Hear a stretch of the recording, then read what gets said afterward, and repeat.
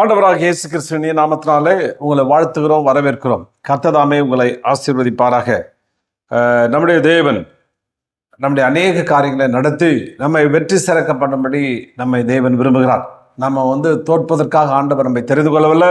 இந்த உலகத்தில் நம்மை சந்திக்கிற பல பிரச்சனைகள், சூழ்நிலைகள், பலவிதமான போராட்டங்கள், நிந்தனைகள், வேதனைகள் எல்லாவற்றையும் ஜெயிக்க முடியாது கர்த்தர் வைத்திருக்கிறார். ஹல்லேலூயா. நாம வாசிக்கலாம் கலாத்தியர் எழுதுகிற புத்தகம் 5வது அதிகாரம் 22-23 வசனங்கள். ஆவியின் கனியோ அன்பு, சந்தோஷம், சமாதானம், நீடிய பொறுமை, தயவு, நற்குணம், விசுவாசம், சாந்தம், இச்சையடக்கம், இப்படிப்பட்டவைகளுக்கு விரோதமான பிரமாணம் ஒன்றுமில்லை. இந்த இடத்துல நாம் வாசிக்கும் பொழுது ஆவியின் கனியோ என்று சொல்லப்படுகிறது. ஆவியின் கனி ஆண்டவர் நம்மை தெரிந்து கொண்டதனுடைய பெரிய நோக்கம் என்னன்னா, நாம் கனி கொடுக்க வேண்டும் என்பதே. என்ன கனி? விசேஷமான கனி. பாருங்கன்னா எத்தனையோ கனிகள் இந்த உலகத்தில் இருக்கு. அந்த டேஸ்ட், அந்த சுவைக்காக இந்த உலகம் ஏங்கி இருக்குது. இங்கேருந்து எத்தனையோ இந்த மாம்பழத்தில் பார்த்தீங்கன்னா அல்ஃபோன்சா மாம்பழம் ரொம்ப ஃபேமஸ், வேர்ல்டு ஃபேமஸ். அமெரிக்காவுக்குலாம் அவ்வளோ எத்தனை டன் அங்கே போகுது. ஏன்னா அதனுடைய டேஸ்ட் அவ்வளோ நல்ல டேஸ்ட்டு, அவ்வளவு சுவை மிகுந்தது, இனிப்பு உடையது, அவ்வளவு மற்றவர்களை ஈர்க்கக்கூடியது. அப்போ இந்த கனி விசேஷமான கனி. அந்த கனி ஆவியின் கனியும். ஆண்டவர் சொன்னார், இந்த மரத்தை எப்படி, இந்த நல்ல மரமா கெட்ட மரமா எப்படி தெரிஞ்சுக்கணும்னா, நல்ல மரம் நல்ல கனிகளை கொடுக்கும். அப்போ கனிகளை கொடுக்கணும். அந்த கனி நல்ல கனியாக இருந்தால் அது மரம் நல்ல மரம், கெட்ட கனியாக இருந்தால் அது கெட்ட மரம்.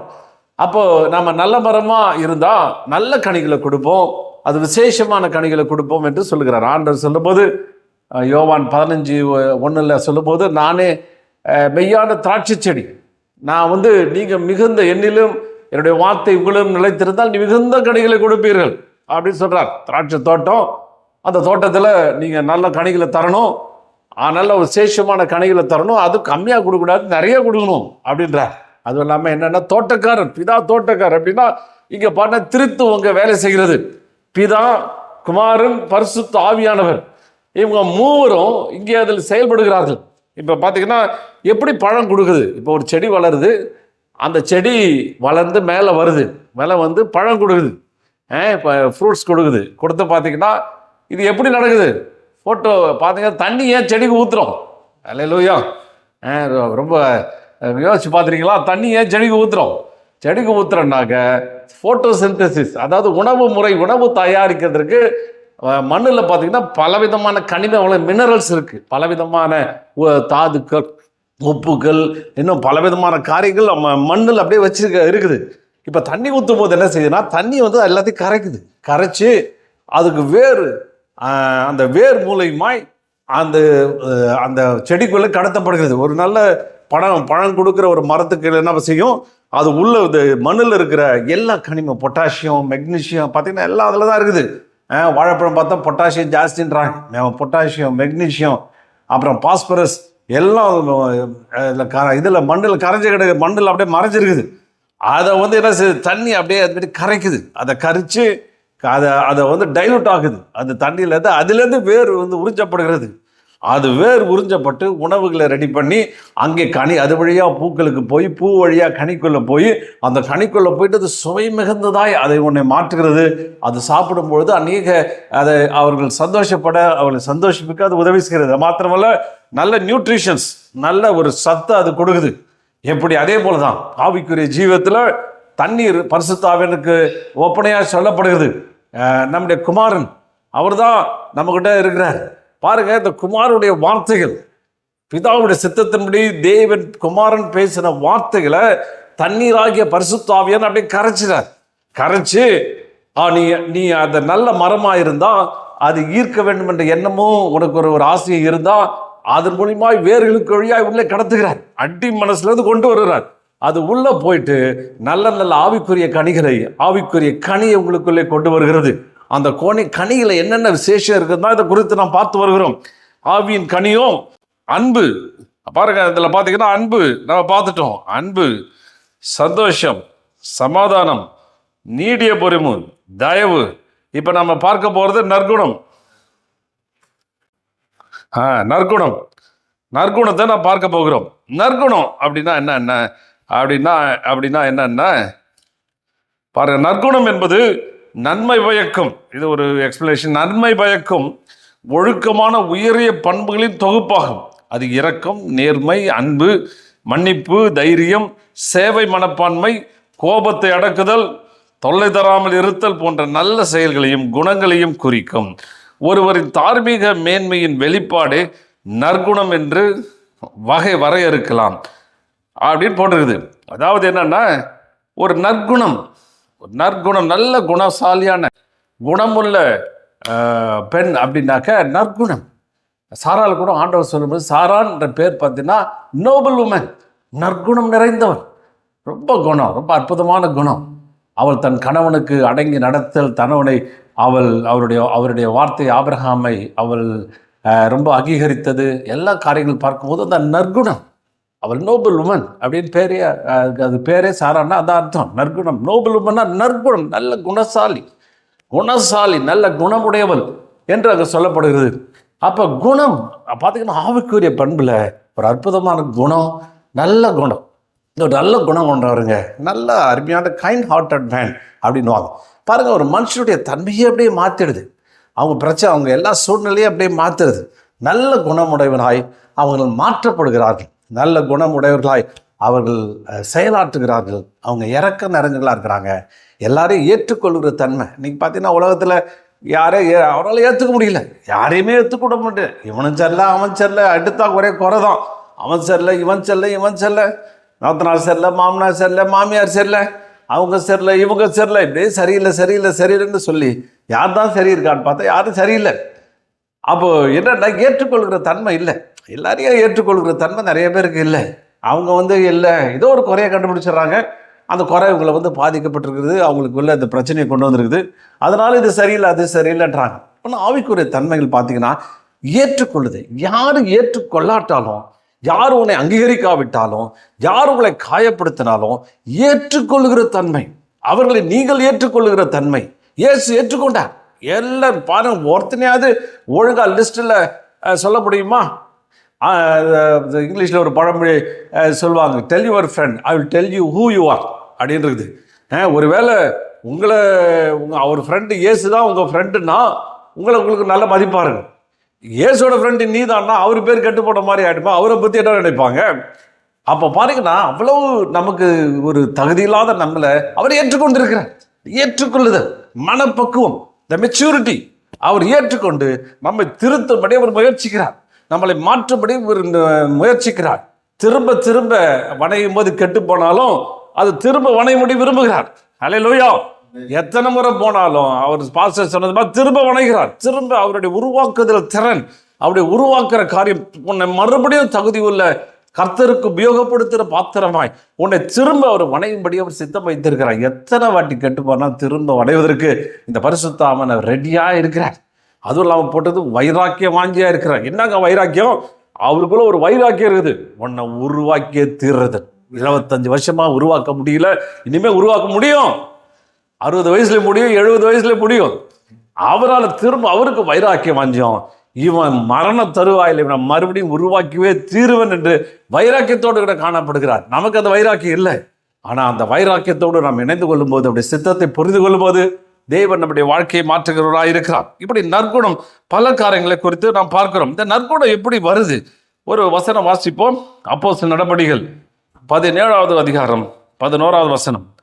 அந்த பட்டணத்தார் மனோ வாஞ்சியாய் வசனத்தை ஏற்றுக்கொண்டு காரியங்கள் இப்படி இருக்கிறதா என்று தினந்தோறும் வேத வாக்கியங்களை ஆராய்ந்து பார்த்ததினாலே தெசலோனிக்கேயில் உள்ளவர்களை பார்க்கலாம் நற்குணசாலிகளாக இருந்தார்கள்.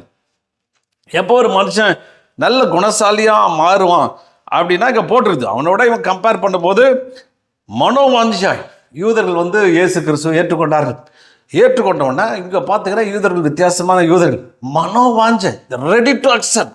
அப்படியா நிறைய பேர் பார்த்தீங்கன்னா ஆண்டு கூட இயேசு கூட ஒரு இடத்துல சொல்கிறார், ஏன் என்னை ஏற்றுக்கொள்ள, அவங்களை ஏற்றுக்கொள்றதுக்கு மனசே இல்லை, ஏற்றுக்கொள்றதுக்கு எண்ணமே இல்லை, ஏற்றுக்கொள்ள மனதாக இருந்தாங்க. பவுல் அப்போஸ்தலன் சொன்னதை பார்த்தீங்கன்னா, பவுல் அவன் சொல்கிறான், இயேசு பார்த்தா நான் அந்த நாட்களில் புதிய ஏற்பாடு இல்லை, பழைய ஏற்பாடு தான் இருந்தது.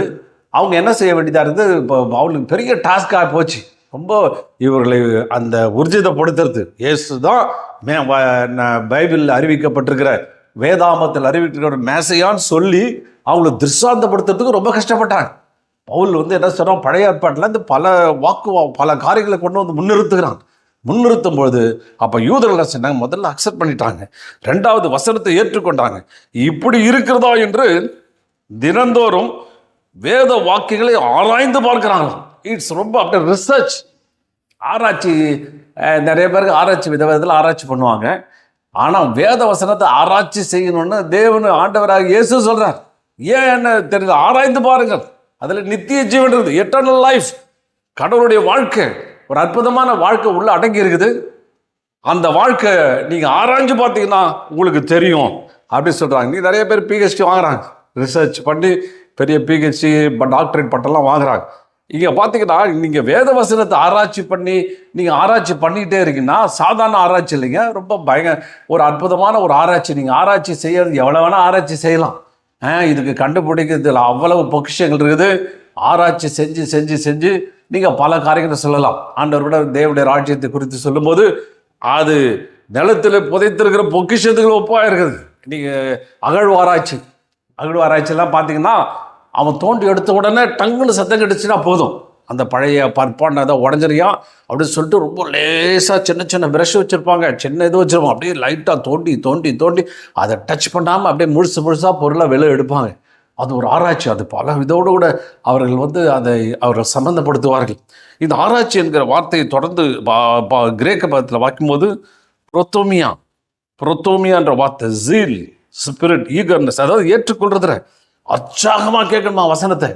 நிறைய பேருக்கு இந்த பிசாசு பிடிச்ச ஆட்கள்லாம் நான் கேட்குற முதல் கேள்வி, நீ வேதத்தை படிச்சுக்கிட்டாங்க இல்லைங்க, படிக்கவே முடியலைங்க, படிக்கவே ஏறலைங்க, படிக்கிறதுக்கே மனசு இல்லைங்க, படிக்கிறதுக்கே எனக்கு அவ்வளோ இன்ட்ரெஸ்ட் இல்லைங்க. ஏன்பா இன்ட்ரெஸ்டே இல்லை உனக்கு படிக்கிறதுக்கு? வேதத்தில் வந்து ஒரு இன்ட்ரெஸ்டே இல்லாமல் போச்சு. மண்ணா கொடுத்து சொல்கிறோம், அது சாப்பாடு மாதிரி, இந்த சாப்பாடு சாப்பிடலாம், அந்த சாப்பாடு சாப்பிடுங்க.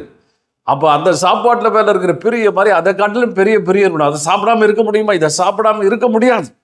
உற்சாகமாக கேட்கணும். அல்லேலூயா. வேறு சர்ச்சில் போனால் பாதிங்க ஒருத்தர் ஒரு அம்மா சொன்னாங்களாம், பாஸ்டர் நைட்டு 12 மணிக்கு ஃபோன் அடித்தாங்களாம் அந்த பாஸ்டருக்கு, பாஸ்டர் நேற்று பண்ண பிரசங்கம் ரொம்ப நல்லா இருந்து பாஸ்டர்.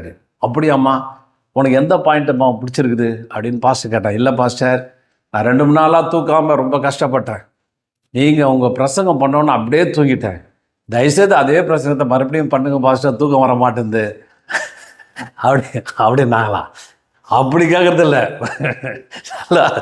ஓப்பன் பண்ணி மைண்டில் ரிசீவ் பண்ணுறது. அடுத்தது என்ன காரியங்கள் எப்படி இருக்கிறதா பாருங்க. அதில் பாருங்கன்னா காரியங்கள் இப்படி இருக்கிறதா, இதுதானா அதுதானான்னு கம்பேர் பண்ணி மனவாஞ்ச ஜீல், பேரார்வம், உற்சாகம், வசனத்தை கேட்கும் போதே அப்படியே சும்மா உற்சாகமாக ஆயிடுவாங்க.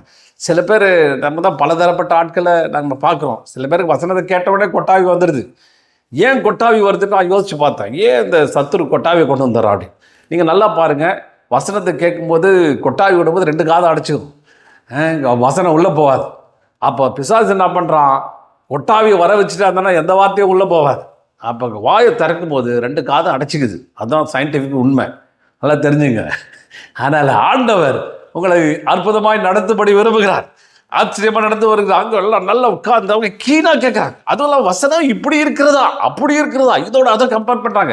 பவுல் அப்போஸ்தலர் வந்து சொன்னதை பழைய ஏற்பாட்டில் போயிட்டு ஆராய்ச்சி பண்ணுறானுங்க.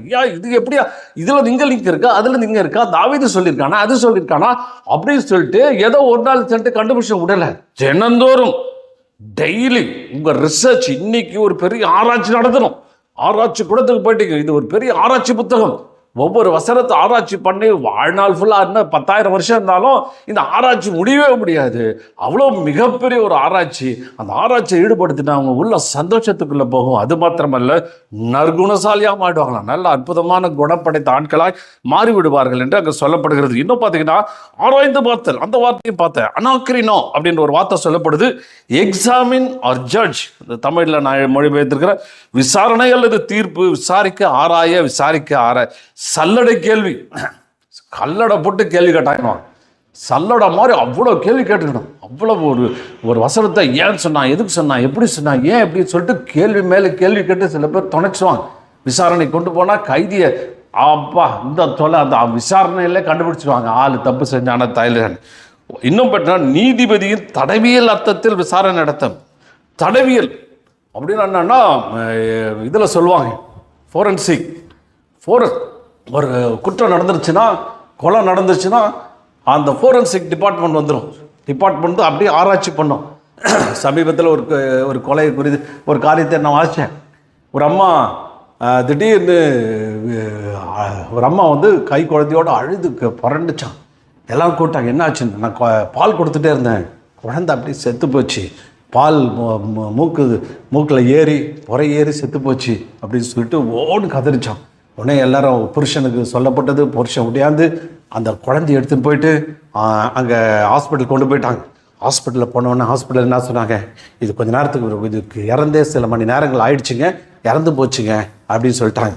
உடனே அவன் என்ன சொல்லிட்டான், டாக்டர் வந்து சர்டிஃபிகேட் பண்ணும்போது இது அன்நேச்சுரல் டெத், அதாவது இயற்கைக்கு முரண்பாடான மரணம்னு எழுதிட்டான். அப்படி எழுதிட்டாக்க அது போலீஸ் ஸ்டேஷனுக்கு போய்டும். உடனே போலீஸ் ஸ்டேஷனுக்கு போயிடுச்சு. உடனே அவங்க புருஷன் அழுகுறான், ஏன் நாங்கள் தவம் கடந்து பெற்றுக்கொண்ட இந்த பிள்ளை ரெண்டு பேரும் பெண் பிள்ளைகளாக போயிடுச்சு, 3வது குழந்தைய நாங்கள் காத்திருந்து அவ்வளோ செலவு பண்ணி எங்கள் இதில் பிறந்துச்சு. என் மனைவிக்கு என் சொந்த தாய் அவளுக்கு மேலே அந்த குழந்தை மேலே அவ்வளவு பற்று இருக்குது, அது எப்படி அது தவறான மரணம் சொல்லுவீங்க, எங்கள் பேருக்கு கெட்டப்படி கெஞ்சி கூத்தாடி எழுதி கொடுத்துட்டு அந்த குழந்தைய கொண்டு வந்து புதைச்சிட்டு இருக்கும். நான் ஒரு நாள் கொஞ்சம் சில நாட்கள் ஆன பிற்பாடு வீடை அவன் க்ளீன் பண்ணும்போது ஒரு மொபைல் ஃபோனை பார்த்துருக்குறான். பார்த்தோன்னே அவன் இன்னொருத்தருக்கு அந்த ஃபோட்டோவை அனுப்பிச்சு செத்து போன குழந்தைய ஃபோட்டோ பண்ணி அனுப்பிச்சிருக்காங்க. உடனே அவனுக்கு சந்தேகம் வந்துடுச்சு. சந்தேகம் கந்த வந்தோடனே அங்கே உடனே போலீஸ் ஸ்டேஷனுக்கு சொல்லி அனுப்பினான். போலீஸ் ஸ்டேஷன் டீமோடு வந்துடுச்சு. குரூப் பார்த்திங்கன்னா தடவியல், பலவித சயின்ஸு, கைரேகை, இன்னும் பலவிதமான காரியங்களை அவர்கள் செய்வார்கள். வந்தோடனே மொதல் காரியம் புதைச்ச குழந்தைய அவங்க வெளியில் எடுத்தாங்க, திருப்பி லேபுக்கு அனுப்புகிறாங்க. கொஞ்சம் கொஞ்சமாக டெஸ்ட் பண்ணாங்க. அது பார்த்தாங்கன்னா கழுத்தை நெரிச்சு கொலை செஞ்சுருக்குது. அவங்க கண்டுபிடிச்சாங்க இது பால் புறையிறதுனால இல்லை, கழுத்தை நெரிச்சு கொலை செய்யப்பட்டிருக்குது அப்படின்னு. அப்புறம் இன்னும் பல விதங்களை கண்டுபிடிச்சாங்க. அதுக்குடைய ஃபோன், அந்த எலக்ட்ரானிக் டிவைஸ் எல்லாம் ஆராய்ச்சி பண்ணாங்க. அதில் கேட்டாக்க இது தகாத உறவு. அந்த உறவில் அவன் கேட்டிருக்கிறான், எனக்கு உண்மையான அன்பு இருக்குன்னா குழந்தைய கொலை செய்யணும்னு ஒருத்தர் கேட்டிருக்கிறான். அப்போ அவன் மேலே வச்ச அன்புனால அந்த பிறந்த குழந்தைய 6 மாதம் ஆன குழந்தைய கழுத்தை நெரிச்சு அவனே கொலை செய்திருக்கிறான். பின்பு அவள் ஒற்றுக்கொண்டாள். பாருங்க, நம்ம ஜென்ரலாக ஒரு கருத்தை நாம் ஏற்றுக்கொள்கிறோம். ஒரு தாய் எப்படி கொலை செய்வான், ஒரு காரியம் எப்படி நடக்கும் அப்படின்னு எல்லாரும் அந்த சைடு தான் யோசிக்கிறோம். ஆனால் தடவியல் ஃபோரன்சிக் அப்படி கிடையாது. ஃபோரன்சிக் அப்படியே ஒரு ஸ்டெப் பை ஸ்டெப்பாக புதைச்சதெல்லாம் எடுத்து தோண்டி போட்டு ஆராய்ச்சி செஞ்சு உண்மையை கண்டுபிடிக்கிறது.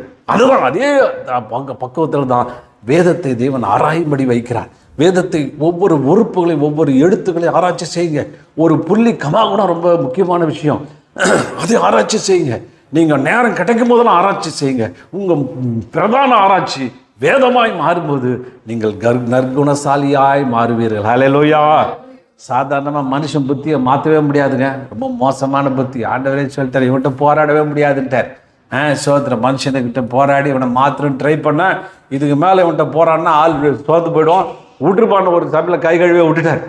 ஆனால் புதிய ஏற்பாட்டில் பரிசுத்த ஆவியானவர் கொடுத்து உங்களை ஆராய்ச்சி செய்து நீங்கள் ஆராய்ச்சி செய்யும்படி தேவன் விரும்புகிறார். அப்போ தான் நம்ம ஆண்டவர்கிட்ட இருக்கிற அந்த நியூட்ரிஷன்ஸ் பாருங்கள். இந்த பரிசுத்த ஆவி என்ன செய்கிறாரு, குமாரன்ட்டு இருக்கிற அழகான அற்புதமான குணங்களை, அதிசயமான குணங்களை, தேவனுடைய குணங்களை, தேவனுடைய காரியங்களை அப்படியே கரைச்சி பரிசுத்த ஆவியார் உனக்குள்ளே ஏற்றுக்கிறார். அப்போ நீங்கள் கொடுக்குற கனி அற்புதமாக இருக்கும். இந்த உலகம் சுவைச்சு பார்த்துட்டு ஐயோ இப்படி ஒரு டேஸ்ட்டை நான் பார்க்கலையே, அப்போ இவள் வணங்குற தேவன் விசேஷமானவர் என்பதை புரிந்து கொள்ளும்படியாய் தேவன் நமக்கு உதவி செய்கிறார். அப்போ பாருங்க, இந்த இடங்களை நாம் தொடர்ந்து வாசிக்கும் பொழுது ஆண்டவர் சொல்றாரு, காயனை பார்த்து சொல்கிறாரு, ஏன் உனக்கு எரிச்சல் உண்டாயிற்று, ஏன்பா எரிச்சல் உண்டாச்சு, ஏன் முகநாடி வேறுபட்டது. பல மொழிபெயர்ப்புல பார்த்தீங்கன்னா இப்படி போடுது, why you are so sad, ஏன் துக்கமா இருக்கிற அப்படின்னு கேட்குற. ரொம்ப துக்கமா இருக்கிறப்பா, எரிச்சலா இருக்கிற, ஏன் எரிச்சலா இருக்கிறேன்னா ஆராய்ச்சி செய் கொஞ்சம். ஏன் எரிச்சல் வந்து திடீர்னு எரிச்சலா இருக்கா, எனக்கு பிடிக்கலைங்க, ஐயாப்பா ஏன்பா எரிச்சல் வந்தது, கொஞ்சம் அனலைஸ் பண்ணு பாருங்க. ஆண்டவர் ஆராய்ச்சி செய்ய விரும்புகிறேன். இந்த காயின் பார்த்தீங்கன்னா அதெல்லாம் அவனுக்கு அதை பற்றி கவலை கிடையாது. நான் நினச்சதை செய்யணும், நினச்சதை இது பண்ணணும் அப்படின்னு சொல்கிறான். யோவான் அவனை குறித்து யோவான் 1 யோவான் 3:12 வசனங்களை வாசிக்கும்போது, பொல்லாங்கினால் உண்டாயிருந்து தன் சகோதரனை கொலை செய்த காயினை போல் இருக்க வேண்டாம், அவன் எது நிமித்தம் அவனை கொலை செய்தான், தன் கிரிகள் பொல்லாதவைகளும் தன் சகோதரனுடைய கிரிகள் நீதி உள்ளவர்களுமாய் இருந்தது நிமித்தம்தானே அப்படின்னு போடுறது. அப்போ பாருங்க, இந்த வசனம் பொல்லாங்கினால் உண்டாயிருந்து தன் சகோதரனை கொலை செய்த, பொல்லாங்கனால பிசாசினால் உண்டாயிருக்கான் அப்படின்னு போட்டுருது. பாருங்க, இது கிரியைகள். சகோதரன் அந்த நாட்களில் என்னங்க கிரியை, சகோதரனை அந்த நாட்களில் பார்த்தீங்கன்னா நியாயப்பிரமாணம் எழுதப்படாத ஒரு காலம். அந்த காலத்தில் என்ன கிரிகள், இவனுடைய கிரிகள் பொல்லாதா இருக்குது, அவனுடைய கிரிகள் பொல்லாதா இருக்குது. பாருங்க, பேரே ஆச்சரியமா இருக்குது. காயின்னா கூரான கத்தின்னு அர்த்தமா, கூர்மையான ஆயுதம் போட்டு தான் நறுக்குன்னு குத்துறது. அல்லேலூயா.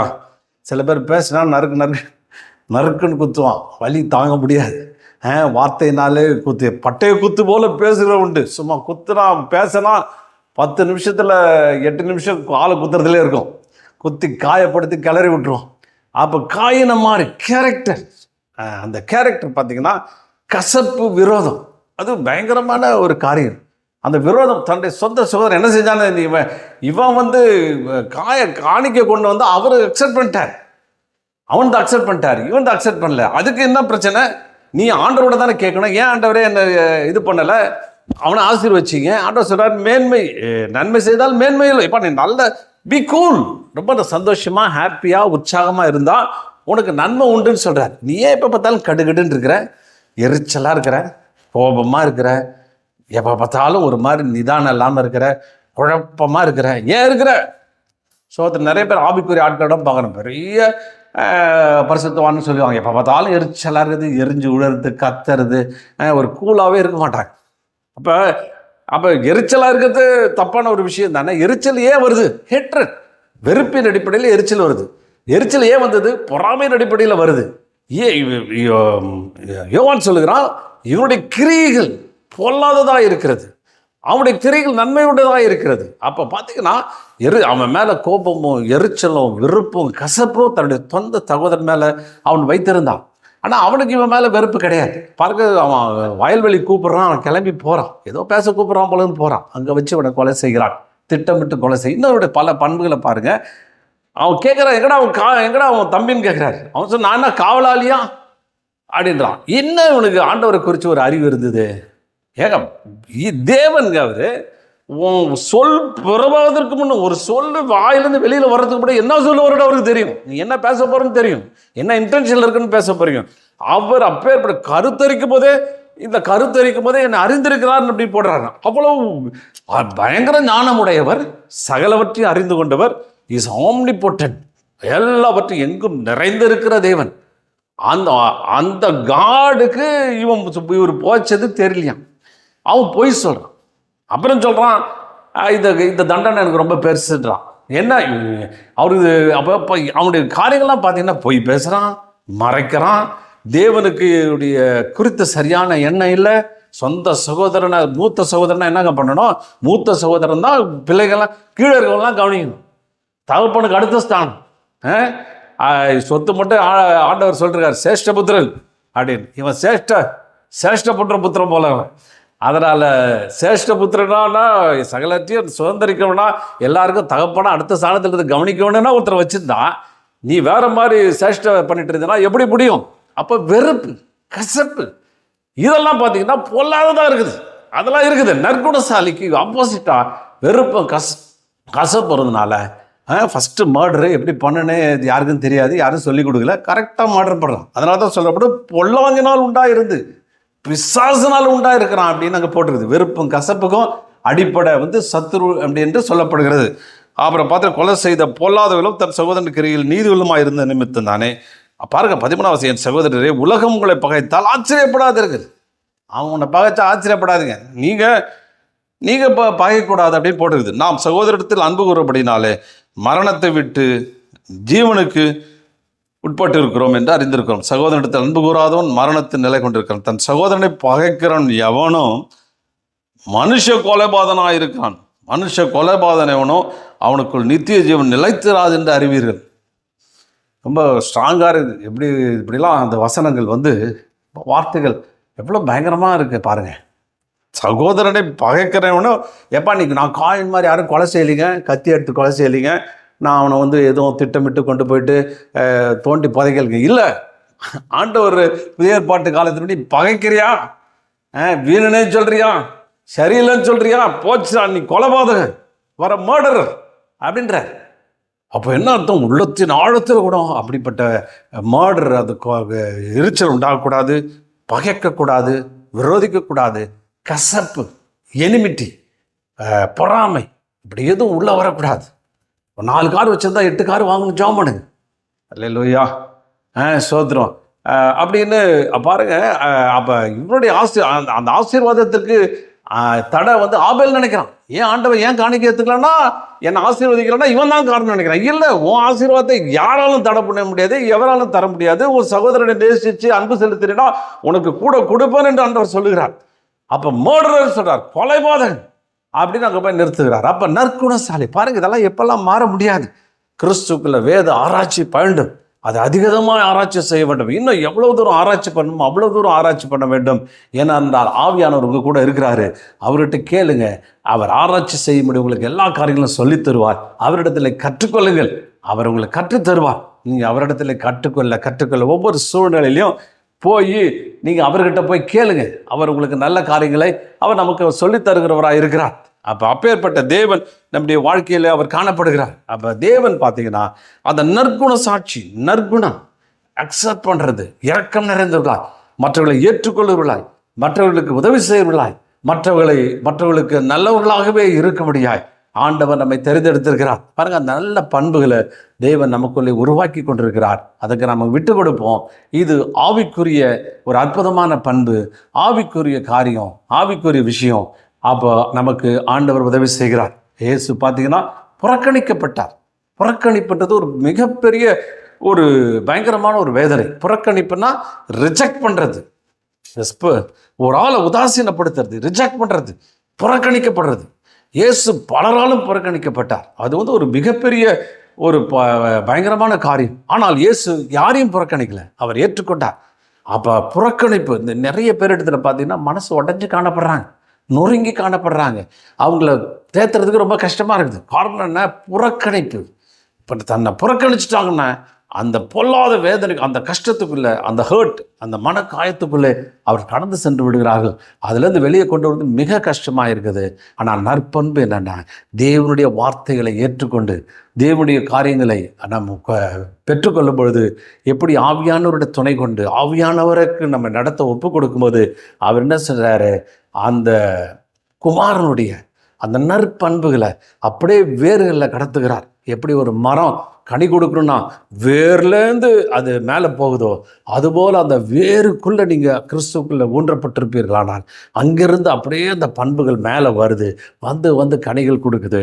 அது அற்புதமான கனியை தருது. இந்த உலகம் அப்படிப்பட்ட கனிகளுக்காய் ஏங்கி நிற்கிறது. ஆறுதலாத உலகம், தவித்திருக்கிற உலகம், குழப்பம் நிறைந்த உலகம், வேதனை அடைந்த உலகத்தில் உங்களை நற்கனிகளை கொடுக்கும்படியாய், ஆவிக்குரிய கனிகளை கொடுத்து இந்த உலகத்தை தேற்றும்படியாய், அவர்களுக்கு சத்தான ஆகாரத்தை கொடுக்கும்படியாய் தேவன் உன்னையும் என்னையும் அழைத்திருக்கிறார்.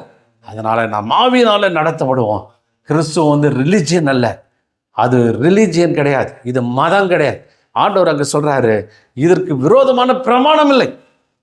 இந்த குணங்கள் இருந்துச்சுன்னா இதுக்கு விரோதமாக எந்த பிரமாணம் இல்லைன்னா இட்ஸ் லா, சட்டத்திட்டங்கள். நீங்கள் உலகத்தில் பலவிதமான சட்டத்திட்டங்கள் கொடுக்கப்பட்டிருக்கிறது. பரலோகம் சட்டங்களை ஏற்றி இருக்கிறது. அதுதான் நியாயப்பிரமாண சட்டம். இது முன்னாடி வசனம் பார்த்தா நியாயப்பிரமாணத்துக்கு கீழ்ப்பட்டவர்கள் இல்லை. நியாயப்பிரமாணம் ஒன்றும் செய்ய முடியாது. நியாயப்பிரமாணத்தில் இருக்கிற எல்லா சாபக்கேடுகள், சாபத்தினுடைய விளைவுகள் ஒன்றும் எதுவுமே டச் பண்ணாது. கிட்டத்தட்ட நியாயப்பிரமாண சாபம் 55 வகையான சாபங்கள் சொல்லப்படுது. அது எதுவும் வராது. நீ கையிட்டு செய்கிற வேலையெல்லாம் ஆசீர்வதிக்கப்படும். நீ போகிற இடம் பழுகி பெருகுவ. நீ இந்த பட்டணத்துலேயும் ஆசீர்வாய், எந்த பட்டணத்துக்கு போனாலும் ஆசீர்வாதமாக இருப்பாய் என்கிற அந்த நியாயப்பிரமாண விரோதமாக அந்த நியாயப்பிரமாண வார்த்தைகளை நாம் நிறைவேற்றுகிறோம். அதுக்கு விரோதமாக பரலோக சட்டம் ஒன்றுமே கிடையாது. உங்களுக்கு விரோதமான எந்த சட்டமும் வேலை செய்யாது. தேவன் உங்களுக்கு வேலை செய்வார். நீங்கள் எல்லாவற்றையும் நன்மை செய்கிறவர்களாய், அநேகரை நீங்கள் பாதுகாக்கிறவர்களாய், அநேகருக்கு தேவ அன்பை நிலைநிறுத்துவர்களாய் கொண்டு வருவீங்க.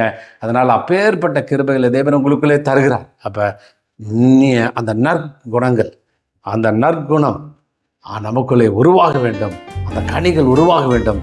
கர்த்தர் நமக்கு உதவி செய்வாராக, ஆசீர்வதிப்பாராக. ஆமென்.